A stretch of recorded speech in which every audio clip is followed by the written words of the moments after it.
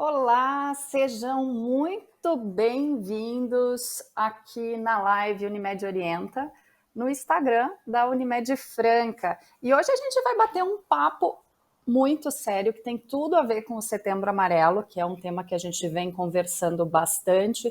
E nós vamos falar sobre saúde mental de crianças e adolescentes. E para falar sobre esse assunto, ninguém melhor que o nosso médico psiquiatra, Dr. Thales Paim. Dr. Thales, seja muito bem-vindo à live do Unimed Orienta. Muito obrigado pelas boas-vindas, Ana. Um prazer estar aqui nessa live tão importante. Quero agradecer à Unimed Franca pelo convite, me senti muito honrado. Quero agradecer também todo mundo que está aqui nos acompanhando, né? Espero que a gente possa contribuir de alguma maneira, que a gente possa somar algum conhecimento, algum ponto de vista, alguma reflexão para os que forem acompanhar a gente aqui essa noite. Muito bom, Dr. Thales, ninguém melhor que o senhor para falar sobre esse tema. A gente fica muito feliz em receber o senhor aqui e eu já vou começar então. A gente sabe que vem vivendo aí num período de pandemia, né? Que não foi fácil, não está sendo fácil para a maioria das pessoas. E há uma preocupação com a saúde mental das crianças e adolescentes também com o seu desenvolvimento. De que forma o senhor acredita que a pandemia afetou a saúde mental desse público? Ana, excelente pergunta, né? Todos nós, no mundo todo, fomos muito abalados emocionalmente por essa pandemia. Estamos sendo ainda, né? Não acabou. E se a gente for pensar, né, são milhões de mortes pelo mundo, todas as consequências econômicas, emocionais, de distanciamento, medo de adoecer, as mudanças todas que a gente viveu, né, que ainda estamos vivendo, os adolescentes, as crianças privadas do convívio escolar, privadas do convívio frequente, próximo que tinham com os avós, com outras crianças, primos, amigos, né? A gente precisa de lembrar que é o seguinte, tudo isso que a gente sofreu, as crianças e os adolescentes, eles sofreram de um jeito diferente, né? Se a gente pensar que a solução para esse sofrimento para as crianças vai ser o mesmo que para nós, eu acho que a gente vai estar pensando errado, né? Porque nós precisamos de ajudar as crianças a correrem atrás do que elas perderam. Como assim, o que elas perderam? As crianças, para o seu desenvolvimento, da formação da identidade, a criança precisa muito do outro, né? Todos precisamos, mas a criança precisa mais do que os adultos, né? Com um contato com o outro, longe dos cuidados dos pais, né? A escola é um lugar não só de aprender conteúdos, né? A gente, na escola, principalmente na infância e na adolescência, o tempo todo a gente está confrontando o que a gente pensa, o que a gente sente, o que a gente deseja, o que a gente age. Sempre tem alguma interação, né? É uma dança com muitas pessoas simultaneamente. E isso é muito enriquecedor, transformador, e nós já estamos aí, né, há mais de um ano e meio, de muitas privações nesta formação, nessa construção das identidades. Então a gente precisa de levar isso em consideração, não achar que é porque as crianças estão voltando para a escola que está tudo bem, vida normal. A gente precisa de ter um olhar atento para a gente ver em qual aspecto aquela criança, aquele adolescente acabou ficando um pouco mais para trás, precisa de um cuidado, precisa de uma ajuda. A gente fica imaginando, né? Nós somos adultos, a vida corrida, tem que cuidar da casa, da família, do trabalho, e a gente acha que quem precisa, às vezes, de ajuda, né, em relação à saúde mental somos nós. E eu te pergunto, cuidar da saúde mental da criança é realmente importante para o crescimento dela? Ana, eu acho que é a coisa mais importante que existe no mundo, né? Se a gente for pensar do que mais a gente precisa, né? Para que tudo que a gente sonha, né, de melhoria no mundo, nas nossas vidas, a gente precisa de olhar para quem serão os futuros adultos, né? Quem serão essas crianças quando se tornarem adultos. Então, a gente pensar que tudo isso que essas crianças passaram e a gente simplesmente ignorar como se a vida tivesse voltado ao normal, eu acho perigoso. Legal, isso vale para tudo, né? Não só nesse período de pandemia aí, eu acho. É difícil, eu vivi, né, dentro da minha casa, por exemplo, uma criança de 9, né, 10 anos, totalmente privada aí de descer para brincar, de ir para a escola, uma pessoa, né, uma criança totalmente ativa, né? E isso causou uma preocupação. Imagino que isso chegou em outros pais também, acho que é uma coisa natural, né? Esse cuidado muito importante. E no caso, assim, como a gente pode ter esse cuidado, né? Se tem assim, eu não sei se o senhor consegue explicar de uma forma mais específica, talvez, da questão da criança e do adolescente, qual tipo de olhar a gente poderia ter, enfim, para ter aí uma atenção maior em relação aos nossos filhos. Ana, o diálogo sempre foi o pilar mais importante, né, na construção da relação familiar, né? E a nossa vida, muito corrida, né, dos pais, né, principalmente com crianças pequenas, é uma fase que a gente costuma trabalhar muito e a gente tem, às vezes, que ficar atento para que o diálogo não seja colocado muito de escanteio, né? Tem uma dica que eu frequentemente dou para as mães e para os pais das crianças que eu atendo, que chama 5 minutos para o seu filho, né? São 5 minutos diários que mudam a vida e já mudaram a vida de muitos dos meus pacientes. As mães chegam me contando, as crianças, os adolescentes gostam dessa ideia, que é uma ideia muito simples, na verdade, mas que quando a gente sugere dessa maneira simples, fica mais fácil de ser aderido, né? Porque a gente costuma ouvir falar, precisa de dialogar, precisa de conversar, mas muitas vezes isso acaba ficando um pouco perdido. O que são esses 5 minutos? São 5 minutos todos os dias que a mãe e o pai precisam ter com cada filho. Quem tem 3, 4 filhos, eu tenho 3 filhos, por exemplo, a gente tem que se organizar de uma maneira que seja um diálogo olhando no olho, sem estar dirigindo um carro, sem estar cozinhando, sem estar assistindo televisão, sem estar com o celular na mão, né? Então, seja no sofá, seja no quarto, chama um filho, às vezes o outro filho foi tomar um banho, chama a filha, tenta o casal se dividir dessa maneira, para que nestes 5 minutos exista um contato de olhar com olhar, né? De olho com olho, um diálogo que realmente tenha qualidade. A gente tem o hábito de pensar na quantidade do tempo que a gente passa com alguém, mas o que vale mesmo é a qualidade do tempo, né? Nesses 5 minutos, se a gente conseguir estar realmente disponível e perguntar com toda a curiosidade, com todo o cuidado, como que aquele filho, como que aquela filha está se sentindo, como é que foi o dia, como é que foi na escola, o que aprendeu, o que não aprendeu, o que gostou, quais professores aquela criança, adolescente tem gostado mais, tem gostado menos, se teve algum aborrecimento ou na escola ou agora nas redes sociais. Por quê? Com essa frequência de diálogo, com essa rotina de diálogo, os pais certamente vão conhecer muito do que se passa com os filhos. Porque a maior dificuldade que o pai ou a mãe tem de ajudar um filho é não saber o que está acontecendo, né? Não existe nada pior do que não saber o que está acontecendo com o filho. E acredito, e muitos pais me dão esse retorno, que esse seja um dos caminhos possíveis, né?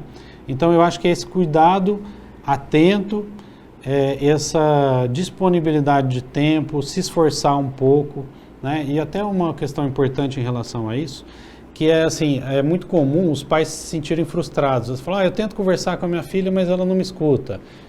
Eu pergunto para o meu filho, mas ele não me responde, ele fala que esse é assunto dele. E os pais ficam naquela dificuldade, né, de tentar respeitar a individualidade, mas eles precisam saber, eles precisam de ajudar os filhos, né? Então, em relação a essa questão, essa dificuldade na comunicação, eu acho que é sempre importante a gente ser humilde, no sentido de que, de repente, existem outras possibilidades que a gente ainda não tentou, para a gente perguntar a mesma coisa, mas de um modo diferente, né? Isso muda tudo. Então, muitas vezes no consultório, para abordar um adolescente, eu preciso fazer a mesma pergunta de 5 maneiras diferentes. Porque se eu insistir no mesmo modo de perguntar, provavelmente eu vou obter a mesma resposta ou a não resposta, né? Então, a gente precisa de se desafiar para a gente se superar, para a gente ajudar o adolescente, a criança a conversar mais com a gente. Adorei a ideia dos 5 minutos. Eu acho que muita gente que está assistindo aqui vai com certeza levar isso em consideração. Eu lembrei, inclusive, o senhor estava falando ali, a gente tem que conversar, né? Às vezes tem que ter um jeito certo para conseguir uma resposta. Eu lembrei do famoso aham, né? Toda criança a gente faz uma pergunta para ela, ela olha e diz aham. Doutor, mas me diz uma coisa, a gente está falando, né, sobre cuidar desde pequeno, saúde mental, cuidar, né, no crescimento aí. Transtornos mentais, né, que a gente fala, né, da ansiedade, né, a depressão, enfim, isso existe para a criança e o adolescente também, ou isso é coisa de adulto? Existe sim, Ana, e tudo que a gente está falando, todo esse cuidado desse ambiente favorável para o desenvolvimento da criança e do adolescente interfere nesse sentido, né? Na medicina, quase em tudo, né, a gente fala que a gente tem fatores genéticos para a gente ter um problema, temos fatores sociais, né? No caso da criança, isso é muito importante, né? As relações familiares, o quanto que aquela criança foi estimada, né? Foi amada, foi cuidada, foi protegida, foi elogiada, foi imposta limites, tudo isso interfere muito, né? Nós temos estatísticas globais que apontam de 10% das crianças terem algum diagnóstico de algum problema emocional, né? Um transtorno mental que a gente fala. Nos adolescentes, em torno de 15%. É muita coisa, né? E o que a gente precisa de focar é no que cada criança, no que cada adolescente tem feito de desequilíbrio, né, na vida deles, né? Então, quanto tempo tem se dedicado à internet, à diversão, aos estudos, ao diálogo familiar, né? Então, é muito importante isso tudo, né, para um desenvolvimento saudável, né? Porque as crianças e adolescentes também adoecem, né? E é importante que esse olhar, essa pergunta sua é fundamental. Os pais precisam de ter esse olhar, esse cuidado para saber, né, se precisa de levar um filho para uma terapia com um psicólogo, uma psicóloga, se é o momento de levar no médico, psiquiatra, né, para ser avaliado, se pode ter alguma ajuda nesse sentido, né? Eu já vou emendar, então, nessa sua resposta, né? Eu tenho já 2 perguntas aqui na manga. O senhor falou sobre procurar o profissional adequado, né? Quando é que os pais têm que ligar o sinal de alerta e procurar um profissional? E quem seria esse profissional? Ótimo, Ana. É o seguinte, a gente precisa de pensar que alguns estados emocionais que fogem um pouquinho ali do que os pais desejam, são normais, né? Então, assim, um adolescente que está mais ansioso, uma criança que está mais ansiosa, isso é normal, né? A alteração de ciclo, né, do sono, o adolescente, por qualquer coisa, o sono dele desregula, né? É natural do adolescente. Então, os pais ficam brigando muito, né, na pandemia, sem aula, e os filhos querendo dormir 2, 3, 4, 5 horas da manhã. Escutei isso muitas vezes no consultório. E isso é um tipo de comportamento, de característica, vamos dizer assim, que entra dentro do que a gente considera normal. Isso não é um problema, ficar um pouco mais preocupado, um pouco mais angustiado, um pouco mais ansioso. Porém, quando essas emoções, elas começam a acompanhar e a marcar a vida daquela criança, do adolescente, né, que tirando qualidade de vida, aqueles pensamentos começam a atrapalhar, de repente a criança começa a não dormir porque ela está com medo exagerado. A criança tem medo de dormir sozinha, né, isso é normal, a gente sabe disso. Mas existem intensidades diferentes desse medo, né? Então a criança às vezes muda o padrão de sono muito intensamente, mesmo quando quer dormir não consegue, né? Não é só uma questão de que a gente chama de higiene do sono, de ter regra, né, para dormir, rotina. Por exemplo, a ansiedade, né, que eu falei que é uma emoção normal. Mas quando a ansiedade começa a trazer sintomas físicos, por exemplo, coração disparar, falta de ar, transpiração excessiva, às vezes a pressão arterial do adolescente sobe um pouco, começa a ter tontura, náusea. Então, aí já não é mais normal, né? Isso aí é o momento de ir no médico de preferência, um médico especialista em ansiedade, que é o psiquiatra, né? E também, de preferência, buscar encontrar dentro da família soluções que possam melhorar, que possam também otimizar, porque em alguns casos a gente vai precisar de passar alguma medicação, em alguns casos não, dependendo se a gente consegue fazer modificações importantes, familiares, no convívio que aquela criança adolescente frequenta. Às vezes não é necessária medicação, às vezes é, e o auxílio da psicoterapia também, que é fundamental. Perfeito, doutor. O senhor falou um pouco sobre a ansiedade, né? Mas quais são os principais transtornos emocionais, enfim, que uma criança ou um adolescente pode ter? Existe alguns específicos, outros não, ou é tudo igual para todo mundo? Não, realmente, a prevalência acaba sendo um pouco diferente mesmo dos transtornos mentais, se a gente for comparar a infância, a adolescência com a fase adulta.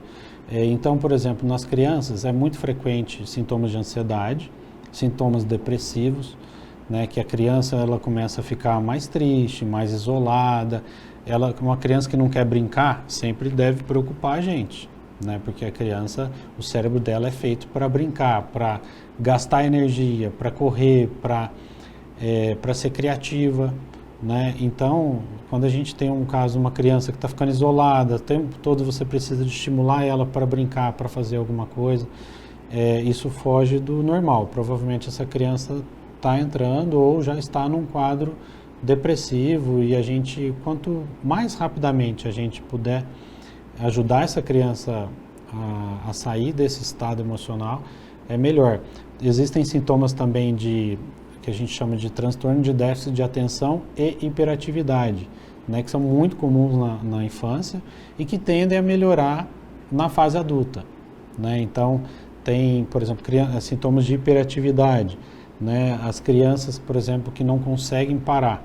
É diferente de uma criança mais ativa, mais ansiosa um pouco, que é um pouco mais inquieta. Quem tem hiperatividade tem muita energia, né? Aquela criança ligada não é nem no 220, é no 440, né?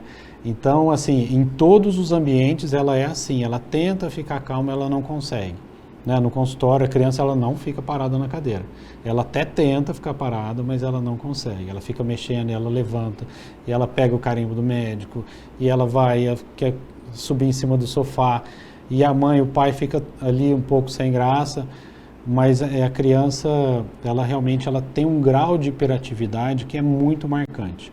Isso é até importante, já que eu acabei detalhando essa questão da hiperatividade, a maior parte das crianças hoje em dia que tem esse diagnóstico, recebe esse diagnóstico de um modo errado, né? Está muito banalizado a hiperatividade, porque a gente tá muito carente na nossa sociedade de crianças que recebem limites, né? Então, às vezes a criança ela não está tendo uma educação adequada, né? Um cuidado adequado no sentido de ensinar essa criança que existe o outro. Não existe só ela com as vontades dela, né? Então, existe o outro. Então, a importância de também a gente, além de dar amor, da gente dar elogio, a gente dar limites para os nossos filhos também, né? Para nossas crianças. Tem também transtornos de conduta, que entra nessa minha fala também, que é quando a criança não consegue, tem uma tendência a não obedecer ninguém, nenhuma autoridade, e aí a gente precisa de observar se realmente essa criança ela não tem essa habilidade, ou se ela tem essa habilidade, mas ela não usa essa habilidade em ambientes que ela percebe que ela não precisa de obedecer. Esse é um desafio importante, né? E nesse sentido, o olhar da escola, o olhar da professora, da coordenadora pedagógica, ajuda muito, é fundamental. A gente trabalha junto, né? A gente pede um relatório, a escola traz, os pais trazem, a família traz, né? Então, a gente soma com o nosso olhar. Então, é um tipo de diagnóstico que a gente precisa de fazer com muito cuidado.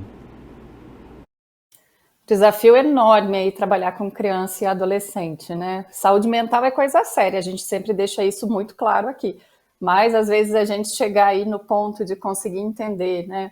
Como é que funciona, o que fazer, e o que o senhor falou é muito verdade, né? Uma coisa que a gente tem hoje uma dificuldade enorme, né? Para essa nova geração aí é dar limite. Então, é que nem eu falo, né? Eu digo que a minha filha ela é muito dramática, então eu nunca sei se realmente ela machucou o braço ou não, né? Então a gente ainda tem que avaliar esse tipo de coisa. Doutor, a gente tem um monte de perguntas aqui que a gente recebeu do pessoal, mas eu ainda quero fazer mais uma, porque eu acho que é extremamente importante nesse ponto aqui, sobre o que a gente está conversando. Eu quero saber sobre os efeitos da internet na saúde mental das crianças e do adolescente. Isso se fala muito, eu acho que é um tema muito importante para a gente abordar, né? Ana, concordo totalmente com você. A internet é uma maravilha em muitos aspectos, né? Ela proporciona muitas coisas boas para nós, para as crianças, né? Crianças com 1 ano, eu tenho um menino de 1 ano que já sabe mexer no tablet, no celular. Sabe melhor que a gente ainda, né? Sim, é verdade. Então, não tem como a gente fugir da internet, né? A gente viveu uma época assim, lutando, falando mal da internet. A gente precisa de saber interagir com a internet, né? E as crianças nunca vão saber isso sozinhas, porque a internet e os produtos, né? Eles são muito eficazes em atrair a atenção da criança. Então, é muito difícil você ver uma criança de falar, já fiquei muito tempo na televisão, já fiquei muito tempo na internet. Mãe, toma o seu celular que eu cansei. É difícil, né? Só quando a criança realmente fica horas ali para ela cansar. Então, a gente precisa de estar atento, e isso entra naquela linha que eu falei do diálogo, da rotina do diálogo. Os pais precisam de ter rotina de checar, acompanhar, conversar sobre o que os filhos estão vendo na internet. Né? Então, por mais que as crianças e adolescentes hoje, muito frequentemente, cada um tem o seu próprio celular, eu recomendo que essa relação com o celular seja muito clara, no sentido de que esse celular que é seu, não é seu. É meu e eu estou permitindo que você use enquanto você estiver fazendo bom uso dele. Porque a internet pode ser uma arma muito perigosa para as crianças. Né? Então, a gente precisa de saber o tempo todo se aquele adolescente, se aquela criança está fazendo um bom uso daquela internet. Hoje em dia é muito comum, por exemplo, os adolescentes sofrerem algum tipo de calúnia, algum tipo de agressão na internet, e a personalidade muito vulnerável, né, dos adolescentes, trazem para eles às vezes um sofrimento enorme em função de como que eu vou me defender, né? Diferente se um amigo, um colega, uma pessoa na escola chega com algum problema, né? Alguma crítica, algum xingamento, alguma coisa, são coisas que acontecem. Mas e como responder na internet, né? Então, isso, para quem está no processo de formação da identidade, esse tipo de interação pode ser muito prejudicial. Outra coisa, por exemplo, que tem acontecido, que é muito triste, né? Adolescentes fazendo fotos sensuais, se expondo na internet, né? E assim, o adolescente ele tende a confiar muito em algumas pessoas, e algumas pessoas que não têm maturidade ainda para merecer a confiança.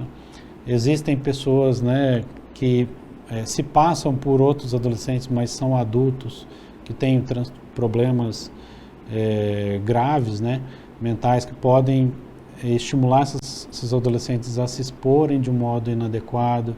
Isso gera muito impacto, muito sofrimento. Às vezes, algumas vezes acaba virando assim um grande trauma emocional para essa criança, para esse adolescente, e com consequências, inclusive, aumentando o risco dessa criança, adolescente, ter um transtorno mental na fase adulta, na própria adolescência, né, uma depressão, características, às vezes, de personalidade muito intensas, então é perigoso, né? Até em relação, né, nós estamos no mês de prevenção ao suicídio, né? Tudo isso que a gente está falando ajuda a prevenir suicídio, né, Ana? Porque eu ia mesmo comentar com o senhor. A gente teve um caso recentemente aí de um jovem de 16, 17 anos, filho de uma cantora, que uma pessoa chamou a atenção, comentou nas redes sociais, né, questionou a sexualidade dele por causa de uma foto, e o menino foi encontrado sem vida. Então, isso é um ponto assim que a gente tem que... A internet, às vezes, ela é muito boa, mas ela também é muito assustadora para os pais, né? Demais, né? Inclusive, por exemplo, às vezes tem grupos de adolescentes que se machucam, que se automutilam, né? Então, existe conteúdo de todo tipo, né? Então, os pais precisam, é muito desafiador, é muito difícil fazer isso, bem feito, esse controle, mas quando os pais fazem tanto ao longo da vida, né, aquela rotina de diálogo, de amor, de cuidado, de um diálogo franco, né? Desde pequenininho, né, a gente pode ajudar os filhos a orientar sobre prevenção de abuso, né? Por exemplo, abuso sexual, que é um problema que abala muito a mente das crianças, dos adolescentes, né? Para cada idade existe um modo diferente de abordar isso, né? Então, o que é importante é a rotina do diálogo desde 1 ano de idade, né? Vamos dizer assim, desde o comecinho, né? E aí, com o tempo, quem consegue fazer isso de uma maneira constante ao longo da vida, acaba tendo uma relação próxima com os filhos e consegue ir adaptando esse discurso. Por mais que seja um grande desafio a readaptação do discurso quando a gente começa a ter os filhos na fase de adolescência, né? Não tá fácil ter filho hoje, hein, doutor Tales? Nem um pouco. Doutor, tem perguntas aqui surgindo para a gente nas redes sociais. Vou fazendo aqui enquanto o pessoal vai mandando.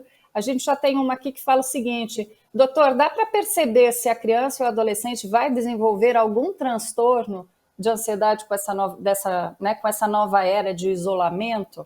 Essa é uma pergunta da Bruna Amanda. Ela quer saber, né, se a gente tem como prever que pode acontecer alguma coisa. Qual que é a sua colocação? Eu acho que essa pergunta entra dentro daqueles sinais de alerta, né?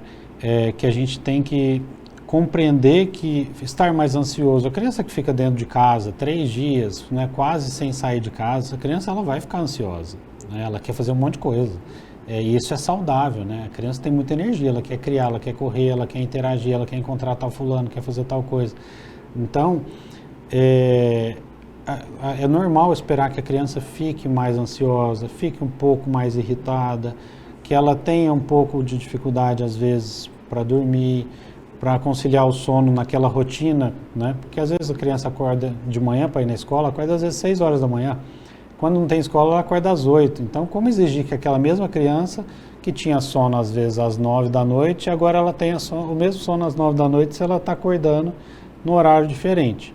Então, eu acho que respondendo à pergunta, não sei se a gente consegue prever se aquela criança vai ter um problema, mas a gente pode ficar atento para a gente perceber se aquela emoção, aqueles comportamentos estão destoando demais, né? E isso a gente pode usar outras crianças como comparação, Comunicação com as mães, com os outros pais também sempre ajudam, né, na atuação.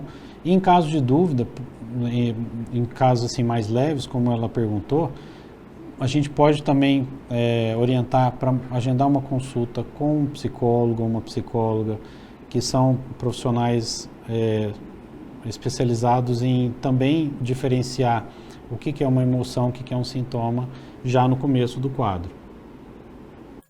Perfeito, doutor. Mais uma pergunta aqui da Fernanda. Ela pergunta o seguinte: meu filho tem 5 anos e sempre foi dócil, mas ultimamente está agressivo, mordeu a avó, dá birras horrorosas. Isso pode ter a ver com a pandemia? Poder ter a ver, pode, né? Mas a gente precisa de perceber que por esse relato, por exemplo, morder a avó, aí já destoa, né? Então, assim, a gente não está vendo crianças mordendo os avós.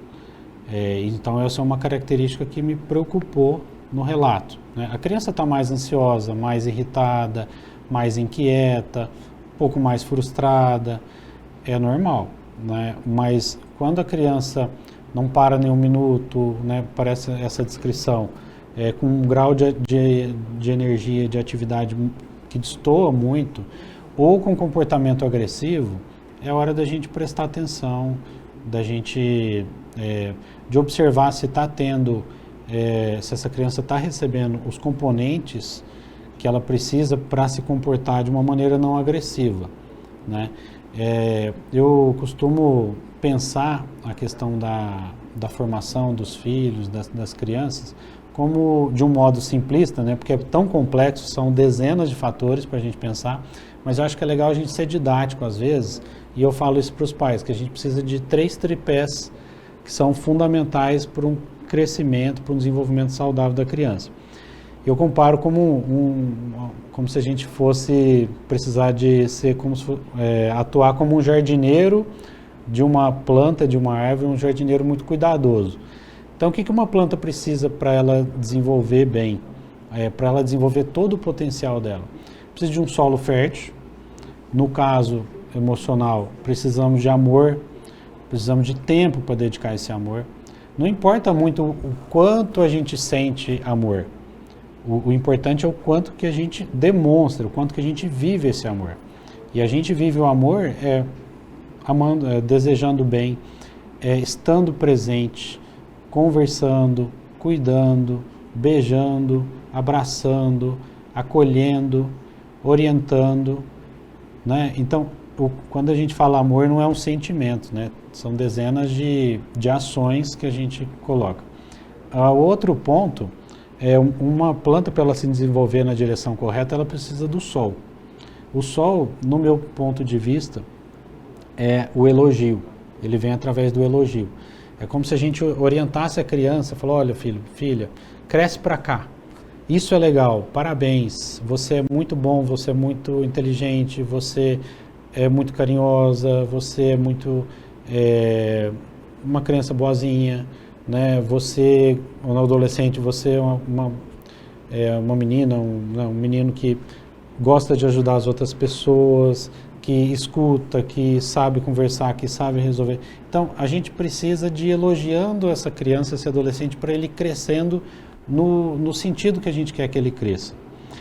Quando aí entra também o elogio e o amor, são os ingredientes que a gente precisa para termos uma boa autoestima.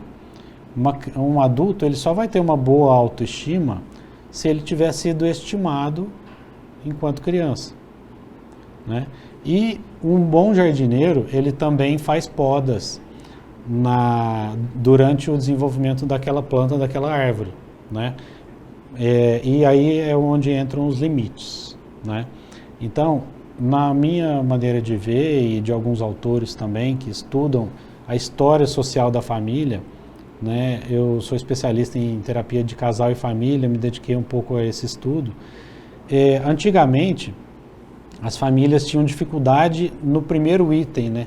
Muitas vezes, como eram muitos filhos, as crianças não eram vistas como seres tão dotados de direitos, né? A criança tinha mais dever do que direito. Hoje as crianças nascem e os pais veem elas como detentoras de milhares de direitos, né? Hoje em dia, o que mais falta são limites. Antes eu acho que era um pouco contrário à equação, né? Os pais sentiam muito amor, mas colocavam mais limite às vezes do que o próprio amor, né? Estou dizendo de um modo analisando a sociedade, né? Não estou dizendo que a avó de ninguém não amava o avô, mas a maneira de demonstrar, hoje em dia, os pais, quase nunca a gente precisa de ensinar os pais no consultório a se dedicar em termos de amor.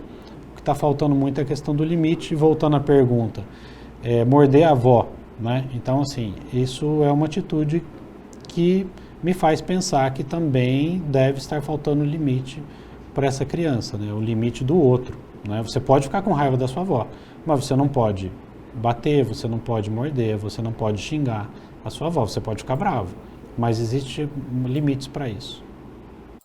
Talvez seja o momento, então, até de procurar um auxílio aí, né? Como a gente falou, né? Naquele momento, quando procurar ajuda. Então, talvez aí esteja esse momento de procurar ajuda, né? A Tamara, ela pergunta aqui algo bem parecido. Mentira, não é tão parecido, né? Ela está falando aqui, ó. O que fazer quando uma criança de 8 anos começa a se arranhar e se ferir com objetos como um alicate de unha? Né? A gente está falando sobre uma criança agora que ela se machuca, né? E não machuca outra pessoa. Ana, essa pergunta, sim, ela é muito importante. Esse é um ótimo exemplo de uma criança que está precisando de ajuda, com certeza, né? Ela precisa da ajuda da família. Algumas a gente tem que pensar, e por isso existem os profissionais, para ajudar a pensar junto, né?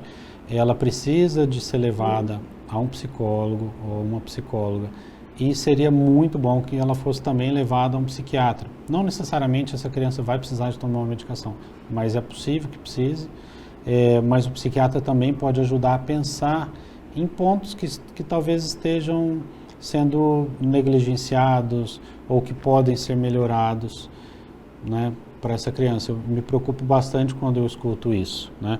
Existem estatísticas que mostram que um adolescente que se automutila, ele tende a se automutilar dezenas de vezes, tá?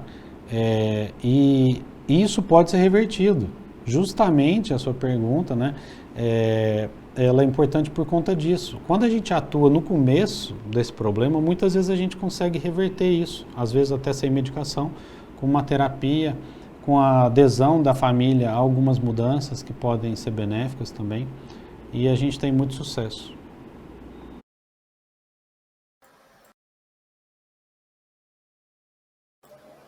Legal, doutor. Interessante a gente falar, né, para entender ali aquele momento, né, de, mas qual profissional buscar?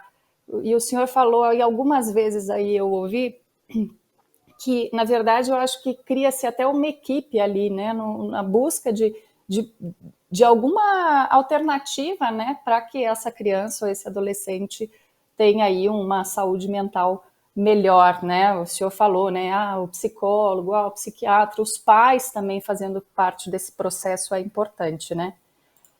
Deixa eu buscar aqui. A Tatiana, ela perguntou aqui sobre como identificar uma criança hiperativa. Eu acho que tem tudo a ver com aquilo que o senhor comentou agora há pouco, né? Quando é demais, quando a gente nota que é demais. É isso mesmo? É isso mesmo, né? A criança com hiperatividade, ela tem um grau de energia que destoa de quase todo mundo, de quase todas as crianças que aqueles pais já viram, né? Então, assim, é um padrão que se repete em todos os ambientes. É uma criança que, é até bom, já estou aproveitando dando uma dica, né? Quem tiver um filho, né, e achar que o filho ou a filha tem hiperatividade, procura perguntar na escola como que é o comportamento daquela criança. Porque muitas crianças aparentemente são hiperativas, mas na escola se comportam super bem. No consultório, chega no consultório, fica lá quietinho, bonzinho, tranquilo, e a gente vai vendo que falta limite, na verdade, né? Porque em ambientes que são eficazes em colocar o limite naquela criança, aquela criança não é hiperativa naquele ambiente. Então a gente percebe que não é uma característica apenas da criança, é uma característica da relação, né? A gente, as crianças, né, nós também éramos assim, a gente tem uma habilidade incrível de perceber falhas no sistema, né? Então todo filho, toda filha sabe onde barganhar com os pais, né? Então, por exemplo, no supermercado, quando a gente está no supermercado, chega lá no caixa com aquele carrinho cheio de coisas, né? Hoje em dia com a pandemia com menos coisas, mas é o momento que a mãe está lá colocando coisas no balcão, pagando, colocando na sacola, preocupada com as crianças e tudo mais. E aí a criança vê aquele monte de chocolate e começa a perguntar, mãe, me dá isso, eu posso levar esse, posso levar esse. E onde a mãe cede, né? A mãe já não ia comprar aquilo, mas a mãe e o pai também, né? Acaba cedendo. Então, assim, a criança ela cresce sabendo onde estão as nossas falhas, né?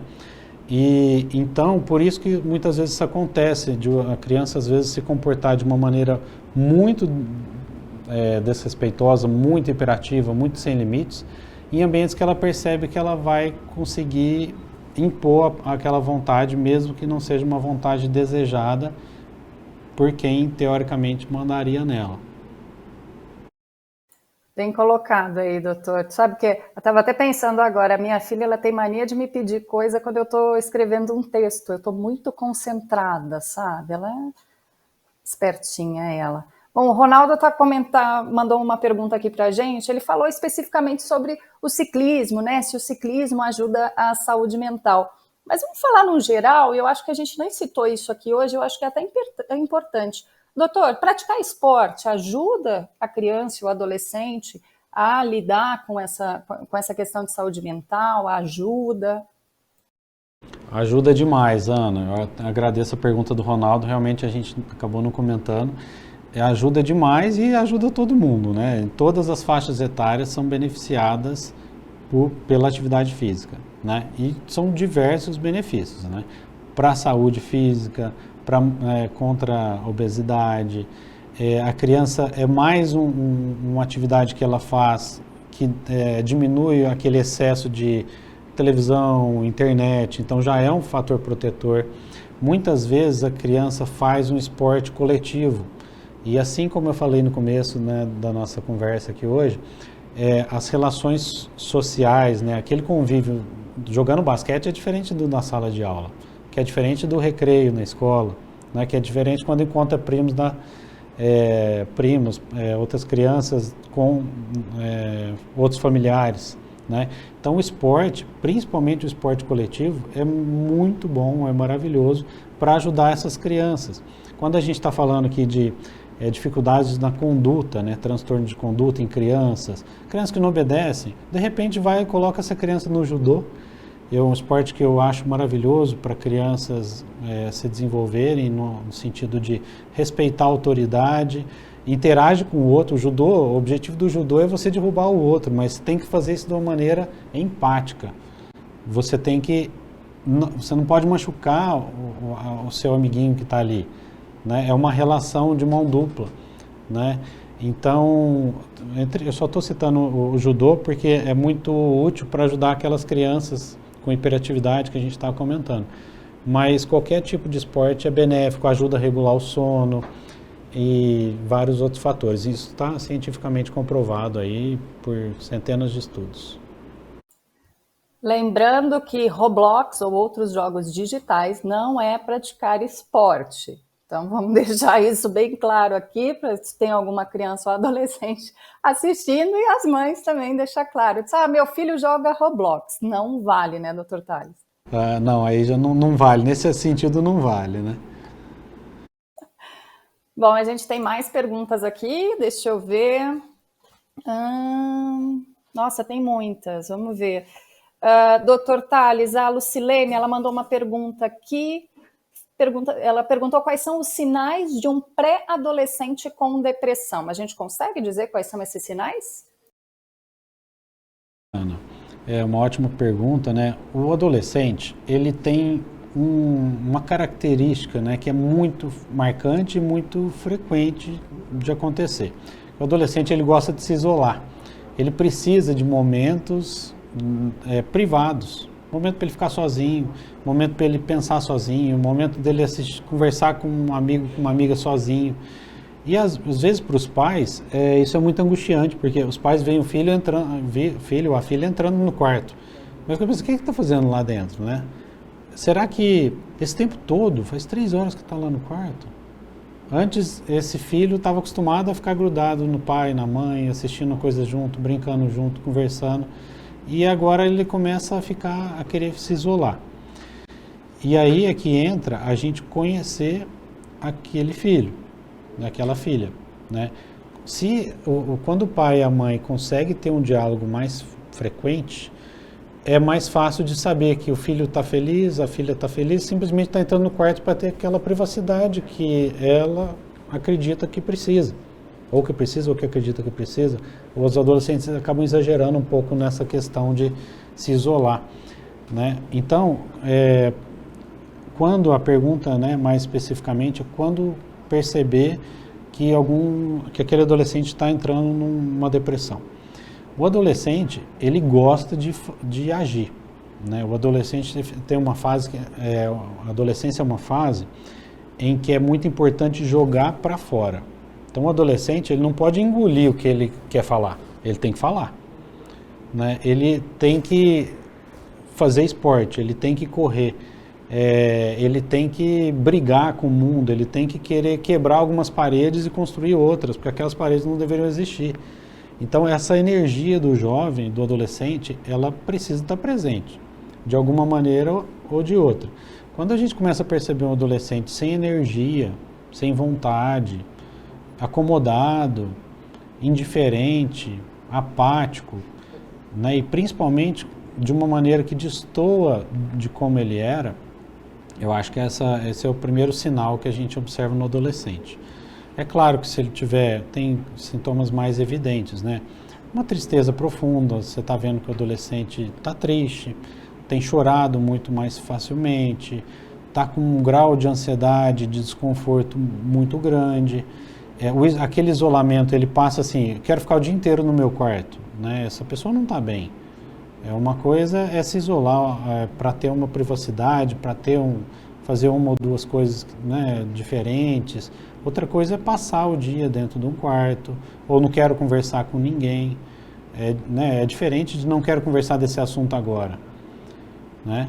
Então, o sono do adolescente, como eu comentei, costuma ser muito atrapalhado, mas quando destoa demais, também é um sintoma muito importante. O adolescente não quer comer, por exemplo, né? A adolescência é uma fase de um apetite geralmente bastante aumentado. Então, são características que a gente tem que ficar atento. Com o diálogo mais frequente, mais profundo, é muito bom que os pais, quando eles têm essa preocupação, começarem a perguntar mais para os filhos. Fala, filho, mas quando você fica assim, você fica meio desanimado de viver? Me fala um pouco desse sentimento. Eu fico desanimado com tudo. Como assim desanimado com tudo? Nada dá certo para mim, acho que eu sou muito azarado. Como assim? Por que você está falando isso? Você só tem azar na sua vida? Né? Ajudar esse adolescente a pensar de um modo mais complexo. E em alguns casos, se começar a aparecer desejos de realmente não viver mais, às vezes eu queria morrer, se eu morresse eu parava de dar problema, dar preocupação, dar desgosto. O adolescente ele tem isso com uma certa frequência. E aí que entra a gente tentar entender. Mas você tem tido vontade de morrer de verdade? Como é que é isso? Você já parou para pensar nisso com seriedade? E ter esse diálogo que vai aproximando, que vai detalhando esses pensamentos. E se isso for alguma coisa que gere insegurança nos pais, um profissional precisa ser procurado com urgência, né? Um psiquiatra e um psicólogo, os dois, né? Quando o assunto de desejo, de não querer viver mais, começa a ficar mais intenso. Então eu tentei passar aqui pela parte principal, né, dos sintomas depressivos. Existem outros também, mas são sinais de alerta aí que é importante ter. E olha que interessante, doutor Tales, eu acho que o senhor acabou de ajudar uma mãe aqui, né? Porque nós tivemos uma pergunta aqui da Juliana, que ela diz assim, que o meu menino de 11 anos fica andando de um lado para o outro, gosta de ficar sozinho, às vezes fica muito triste, né? Pergunto o que está acontecendo, ele não me responde, não fala, fala que não tem nada, né? E assim, o que poderia ser? Então, eu acho que aí está a ajuda, né, que o doutor Tales está dando aí nessa live de hoje, que talvez seja um momento, né, doutor Tales, dessa mãe procurar uma ajuda aí pelo que ela comentou aqui conosco, né? Concordo com você, Ana. Entra dentro da última resposta e recomendo realmente que procure uma ajuda. Né? A gente não tem que postergar procurar ajuda, né? Eu atendo muitas pessoas que às vezes falam, eu devia ter vindo aqui já faz uns 2 anos, fiquei enrolando. Ir numa consulta, né? Ninguém vai numa consulta para obedecer o médico. A gente vai numa consulta para consultar o que aquele médico sabe daquele assunto. Para a gente saber, doutor, com base nisso, o que o senhor acha? O senhor acha que eu tenho algum problema? Qual seria? Tá, entendi o que o senhor explicou. E o que o senhor recomenda que eu faça? Né? Se o médico te passar uma medicação e você não quiser tomar aquela medicação, você não tem que tomar aquela medicação. Você não é obrigado, eu quero dizer. Não é uma relação de autoritária, né? É uma relação mais horizontal. O médico ele é autoridade no assunto, né? O paciente é autoridade sobre o que ele sente, né? Então, o médico ele vai provavelmente conseguir saber, conseguir orientar, conseguir fazer às vezes uma prescrição de uma medicação que muito provavelmente vai ajudar muito, no caso que for necessário, né, a medicação. Mas a gente não pode postergar procurar ajuda. Isso é uma grande falha, porque às vezes um problema que era pequeno fica enorme, né? Quantas pessoas já morreram por ter protelado, demorado para pedir ajuda, né? Quando a gente fala, por exemplo, esse mês, né, de prevenção do suicídio, a gente tem que prevenir o suicídio o ano inteiro, lógico. Esse mês é um mês que a gente separa para a gente falar desse assunto publicamente, né? Mas a gente previne suicídio quando a gente cuida da saúde mental. Por isso que eu achei muito bacana a escolha desse tema, que a gente já está tendo essa atenção lá com as crianças, né? A gente está tentando prevenir, cuidar melhor, pensar em possibilidades, para que a gente previna o transtorno mental. Quando ele existe, a gente tem que atuar rapidamente para que ele não se agrave e para que o agravamento não leve a uma ideação suicida, que é quando a pessoa realmente passa a desejar cometer um suicídio ou muitas vezes acaba acontecendo o próprio suicídio, que é horrível, né? E 90 a 95% desses casos, eles eram evitáveis, né? É muito revoltante um caso de suicídio, porque muito provavelmente ele não era de difícil solução, né? Apenas aquela pessoa que não é um psiquiatra, não é um profissional da área, achou que era intransponível, mas não era, né? A pessoa Eu vou até aproveitar, porque a gente tem uma pergunta aqui que é sobre isso, né? Que a Alvânia, ela fala assim, síndrome do pânico e depressão tem cura? E eu vou estender, então. Os transtornos mentais, né? Todos que sejam, eles têm cura? A gente pode se livrar disso no futuro? O que a gente tem que fazer? Perfeito, Ana. Interessante a sua colocação, porque a primeira parte da pergunta perguntou, a pessoa que escreveu, não lembrei o nome dela, como que ela chama? Alvânia. Alvânia perguntou sobre depressão e pânico. A maior parte das pessoas com depressão e com pânico ou outros transtornos de ansiedade, elas têm cura sim, a maior parte. Quando a gente fala de depressão, por exemplo, 70% das pessoas que tratarem corretamente de uma depressão, quando eu falo tratar corretamente, é tratar até receber a alta. elas, pelo menos 70%, vão ter cura daquele problema. Problemas de ansiedade, a maioria também tem cura, tem alta do tratamento, né? E a pessoa continua ficando bem e, na maior parte das vezes, ela não vai precisar de fazer outro tratamento. O problema é quando esse tratamento não é feito corretamente, que a pessoa, às vezes, ela não procura um tratamento e agrava muito o quadro. Ou quando a pessoa começa um tratamento, mas ela interrompe antes do momento que o médico ou que a médica psiquiatra recomendaram, né? É o famoso eu tô bem, não preciso mais, né? Exatamente. Tratamento, vou parar sozinho. Exatamente. É tentador isso, né? Eu compreendo as pessoas, porque a maior parte das pessoas, felizmente, nunca teve que fazer um tratamento por 6 meses, 1 ano, 1 ano e meio. E dependendo da gravidade do caso, a gente precisa de convencer que a pessoa continue tomando a medicação. Olha só, às vezes por 1 ano estando ótimo. Né? Muitas vezes, na maioria das vezes, a pessoa procura a gente, não está bem, passa 1 mês, aquela pessoa, 1, 2 meses, a pessoa se estabiliza, fica ótima, e aí aquela pessoa ainda vai precisar de ficar 1 ano tomando medicação, às vezes, se sentindo ótima, mas é importante esse tratamento para prevenir outras recaídas, né? Para aquela pessoa provavelmente ter uma cura desses problemas. Nem todos os transtornos mentais... A pessoa foi uma vez lá no consultório do Dr. Tales, achou que estava legal, 1 mês depois olhou, nossa, Dr. Tales é o cara, mas na verdade o tratamento nem terminou, né? Exatamente, exatamente. E assim, muitas vezes as pessoas ficam com vergonha, né, Ana, de voltar. Voltem o mais rápido possível, né, para quem estava acompanhando essas pessoas, porque... Quanto mais rapidamente voltarem para aderir ao tratamento, maior a chance da gente poder dar uma alta para essa pessoa e ela continuar bem sem. Mas só para não dar uma resposta incompleta, você ampliou a pergunta para os transtornos mentais de modo geral, né?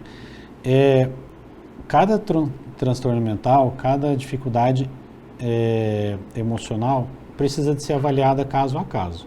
Existem alguns problemas, né, psiquiátricos, alguns transtornos mentais que não têm cura, né? Essas pessoas vão precisar de fazer um acompanhamento ao longo da vida.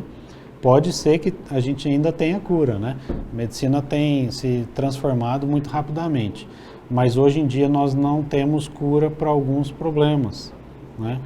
Mas existem muitas formas da gente ajudar essa pessoa para que ela tenha uma vida boa, uma qualidade de vida boa, às vezes até sem nenhum sintoma, fazendo o tratamento aí correto.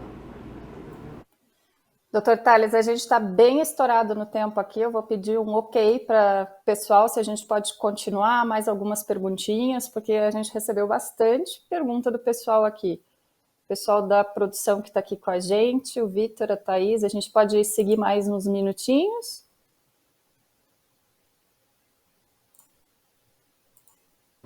Estão respondendo aqui para mim. 5 minutos. Gente, mais um pouquinho. A gente recebeu uma pergunta aqui da Camila, bem interessante, doutor, que a gente até falou um pouquinho sobre essas questões no início. Ela pergunta assim, qual a diferença entre borderline e bipolaridade? Nossa, essa pergunta é super interessante e super frequente no consultório, né? Quando a gente está falando de transtorno de personalidade borderline, esse é um conjunto de características que algumas pessoas têm que são muito marcantes na vida daquela pessoa. São algumas características que impactam tanto a vida daquela pessoa que merece a medicina, chegou à conclusão, não, merece a gente chamar essas características aqui de um diagnóstico para que os médicos possam identificar e ajudar essas pessoas, né? Recomendar um tratamento, recomendar uma terapia. Então, o objetivo do diagnóstico é esse, não passar desapercebido apenas como características, porque nós temos, na verdade, dezenas de características de personalidade. É muito difícil você descrever alguém com base em 1 ou 2 características. A gente geralmente faz isso, mas é errado, né? Quando a gente avalia alguém por ser muito bom ou muito ruim, ou por ter muita raiva de uma pessoa, por ela ter uma característica que não nos agrada, na verdade, para a gente fazer uma análise correta, a gente precisaria descrever 50 características da personalidade que cada um temos. Quando a gente fala de um transtorno de personalidade, é quando uma pessoa apresenta, por exemplo, 5 ou mais características da personalidade que atrapalham muito a vida dela. Por exemplo, no caso da pessoa que sofre desse transtorno de personalidade borderline. Essa pessoa, geralmente, ela é muito sensível e muito intensa. Esse é o resuminho que eu faço, né? Mas quando a gente vai dar um zoom nesse sensível e intenso, a gente percebe que a pessoa tem uma raiva muito intensa, tem um baixo limiar à frustração. O que é isso, né? Quer dizer, pouca coisa já tira a pessoa do sério, a pessoa já fica com muita raiva ou muito triste, né? Nós somos diariamente abalados por muitas frustrações, né? Às vezes desde a hora que a gente acorda. Eu acordo frustrado todo dia que eu tenho que ser acordado por um despertador, por exemplo. Mas a gente vai e se recupera da frustração e tocamos em frente. Estou dando um exemplo simples, mas todos os dias nós temos frustrações. E essas pessoas mais sensíveis, né, que têm esse diagnóstico de transtorno de personalidade borderline, elas têm uma instabilidade emocional muito grande, né, de uma maneira que elas sofrem com essas oscilações de uma maneira muito intensa. As frustrações, mesmo pequenas, como eu estava falando, levam ou a uma tristeza muito grande, ou muito frequentemente a uma raiva muito grande. Outra característica, essas pessoas têm dificuldade de lidar com essa raiva, por questão de ter também uma característica de impulsividade. Então a pessoa muitas vezes ela vai e age por impulso, com base naquele sentimento muito intenso que ela estava tendo, mas que é um sentimento que já partiu de uma intensidade desproporcional por conta dessa sensibilidade muito grande. E aí a pessoa age de uma maneira que causa prejuízos frequentes na vida daquela pessoa e ela vai a cada vez parece que gerando mais problemas e os problemas vão ficando maiores. Por isso que os psiquiatras ao redor do mundo falaram, vamos analisar essas pessoas, vamos chamar isso de um diagnóstico, para quando a gente identificar essas características, a gente rapidamente ajude essas pessoas a melhorarem. Esse diagnóstico, inclusive, Ana, ele foi tido por muitas décadas como se fosse um diagnóstico que não tivesse cura. E isso foi um grande erro, porque nas últimas décadas, várias pesquisas mostraram para a gente que essas pessoas, se elas forem submetidas a um tratamento por alguns anos, com psicoterapia, 2 vezes por semana de preferência, 1 ou 2 vezes por semana, associado a um tratamento com o psiquiatra, como você falou, da questão da combinação dos tratamentos, quase 100% dessas pessoas, mais de 90%, deixaram de ter esse diagnóstico. Tem uma pesquisa que foi multicentro, que foram vários países fizeram ela concomitantemente, trouxeram esses dados para a gente, de que mais de 90% ao longo de 10 anos de tratamento, no final não tinham mais esse diagnóstico. E falando sobre a bipolaridade é um termo, então nós temos o transtorno de personalidade borderline que oscila muito, certo? Então, como ele oscila muito, muitas pessoas que têm essa oscilação falam que tem bipolaridade. Então, na verdade, quando fala bipolaridade, no popular, né, como um termo popular, bipolaridade, a gente está se referindo a pessoas que têm essas características parecidas com o transtorno de personalidade borderline. Não necessariamente todo mundo que tem a oscilação de humor, essa bipolaridade, que as pessoas, é um termo consagrado, não é todo mundo que tem instabilidade emocional, essa bipolaridade tem o diagnóstico de transtorno de personalidade borderline. E o que é transtorno bipolar? E acho que é legal complementar essa pergunta com essa parte da resposta. Transtorno bipolar é diferente do transtorno de personalidade borderline, dessa bipolaridade. Transtorno bipolar é quando a pessoa, ao longo da vida dela, ela tem pelo menos uma fase que ela fica eufórica, e essa fase não é uma fase de algumas horas, é uma fase que dura semanas, na maior parte dos casos, e geralmente essa pessoa tem fases depressivas. Então ela fica com fases de euforia, nas quais ela fica cheia de energia, muito falante, autoestima muito elevada, uma quantidade de fala fala de atividades, de projetos, autoestima muito elevada, essa pessoa comete riscos, se coloca em riscos que antes ela não se colocava, por exemplo, gastos excessivos, dirigir veículos de uma maneira impulsiva, a pessoa ela passa por um período não sendo ela mesma. Isso é uma fase de euforia ou de mania, que é uma fase que quem tem o transtorno de personalidade apresenta, pelo menos uma vez na vida. Muitas vezes essa pessoa ela tem fases de depressão, que também não duram um dia, 2 dias. Então, é uma maneira, as pessoas muitas vezes confundem, mas não é difícil de diferenciar. Por quê? Na bipolaridade, ou nessas características de personalidade borderline, as pessoas oscilam muito no próprio dia, ou ficam 2 dias super mal, e depois acordam bem e ficam super bem, super animadas. Então, a gente percebe que a pessoa não estava em depressão, e nem está numa euforia, porque se ela tiver outra frustração grande, ela volta a ficar deprimida. Deprimida, triste, mas não com depressão, como é o caso da oscilação do transtorno de personalidade borderline. Então, na verdade, o que mais identifica aí essa história toda é a rapidez com que acontece, né? Vai de 0 a 100. Falou assim, eu ia até fazer. Às vezes eu desenho num gráfico e coloco um espectro assim, né, uma linha, e o transtorno bipolar ele oscila ao longo do tempo, mas é uma oscilação meio monótona, não é tão intenso assim. Quem tem essa bipolaridade, esse transtorno de personalidade, é uma montanha russa, né? É um sobe e desce, um sobe e desce, um sobe e desce, intenso, às vezes no mesmo dia, ou várias oscilações durante uma semana. Então, aí a gente consegue diferenciar bem. Legal, legal é que a gente já respondeu, inclusive, algumas perguntas aqui que tinham enviado, né, para falar sobre o borderline, sobre a bipolaridade, até para entender um pouquinho, né, às vezes os próprios filhos. Pessoal, a gente vai ter que encerrar agora, já estouramos aí todo o nosso tempo, já usamos demais o Dr. Tales, e eu espero que a gente possa contar com ele outras vezes aqui. Dr. Tales, muito obrigado pela sua aula de hoje, né?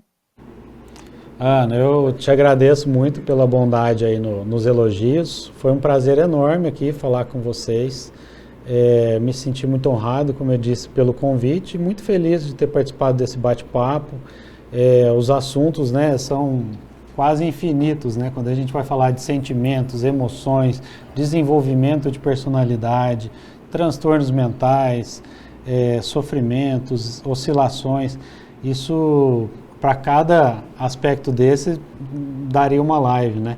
Então, como você falou, estou sempre disponível aí para a gente fazer esse tipo de conversa, sempre que surgir uma oportunidade, pode contar comigo. Também pode procurar o Dr. Tales nas redes sociais, também pode enviar as perguntas também, eu acho, aqui para o Instagram da Unimed, talvez elas possam ser encaminhadas, hein, doutor? Pode sim. Podemos? Pode, Ótimo, claro. então. Ou no meu próprio Instagram, se tiver alguma pergunta, pode mandar ali no direct, sem problema. Perfeito. Dr. Tales Paim. Dr. Paim. Isso. Obrigado. Perfeito.